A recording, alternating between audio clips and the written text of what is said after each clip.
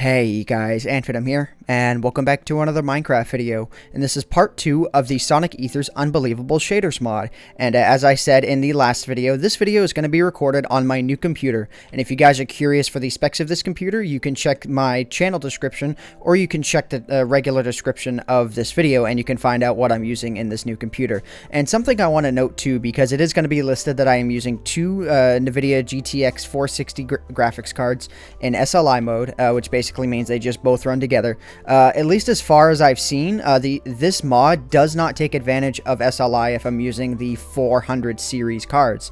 So just something to keep in mind. If SLI was working properly with this mod, then I would probably see a much higher frame rate. But as of right now, I am currently capturing in a perfect 30 frames per second. And something that I wanted to point out, because in the last video, a lot of you were saying, I beat AntVenom with this mod.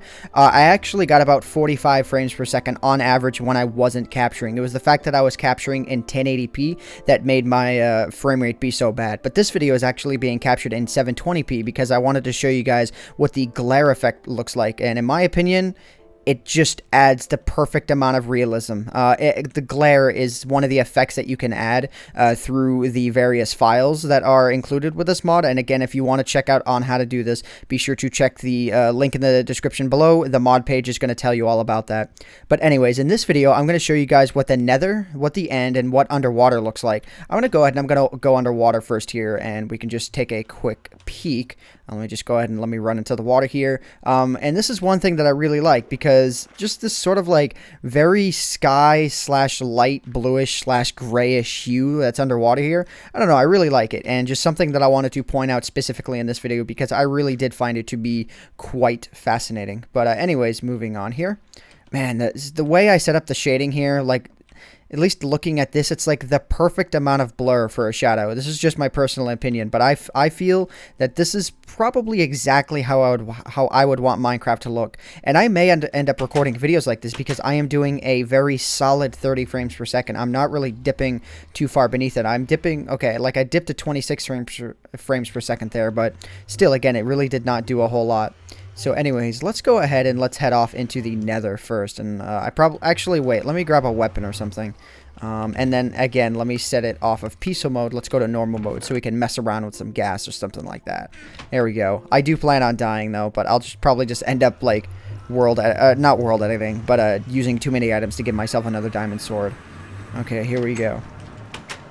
So the lighting from everything is a tad disappointing. The fire doesn't really give off as much of a light as I really think that it should, and the lava doesn't give off as much of a light as well. But we're still gonna go around here and see if I can find myself a very quick ghast, and see if we can, you know, just have ourselves a little bit of a face-off. All right, stupid zombie pigmen. All right, I think the most open area, or where I'm going to have the best chance of finding, you know, one of a ghast is going to be off in this direction. Let me head down this way. It seems like it's a little bit easier to travel. Okay. Oh, God. I totally forgot about this nether portal. This nether portal right there, I don't really know what happened with that one. I don't know even know why this one exists. But, okay, so it doesn't appear like I'm going to be finding myself a, what do you call it? Yeah, a ghast. So I'm just going to go ahead and I'm going to head down to the lava pool here. And if I don't see one by the time I get here, I am going to end my own life. And I am going to head back so I can show you guys what the end looks like. Really, there are no ghasts for my demonstration. Like, seriously? There are chunk errors down there. And it looked like the lava was pouring directly into the chunk error, which I guess it technically was. Okay. Yeah, I'm not seeing anything. I'm not hearing anything. Okay, yeah, let's go ahead. Oh, I probably shouldn't have went into the quicksand for this, or whatever you want to call it. But yeah, okay, so let's go ahead and let's head out of here.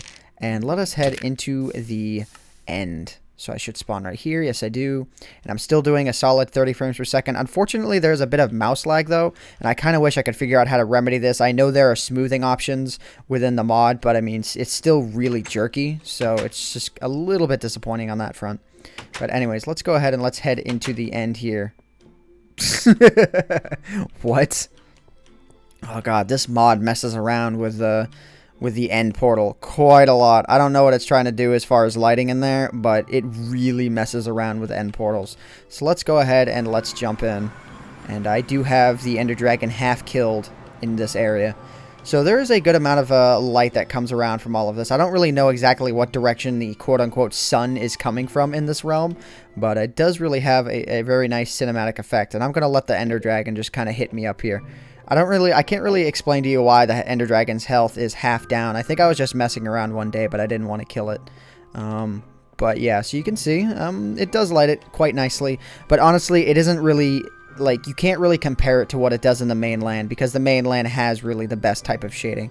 Come on, Ender Dragon, come and hit me. You know what? Okay, you know, I'm just gonna go ahead and I'm gonna punch these guys, and I'm gonna let Enderman kill me. Come at me, Enderman. Come at me. Whoa! Okay. And now the Endermen are going after the Ender Dragon, because the Ender Dragon hit them too.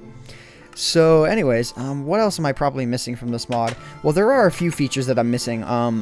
What I'm not going to end up showing in this video, just because they're really in like beta stage and they don't really look that good right now, is there is an HDR effect, which essentially what that is when you look around at certain types of lighting, it changes the lighting based on how bright the area you're looking at is. So if I was to be looking right here, the sky would be completely white, because at least technically in your vision, if you're looking into a darker area, your eyes are trying to pick up more light, and the sky will look brighter as a result. And then you look up at the sky and it sort of like fades into this color that you're actually looking at right now.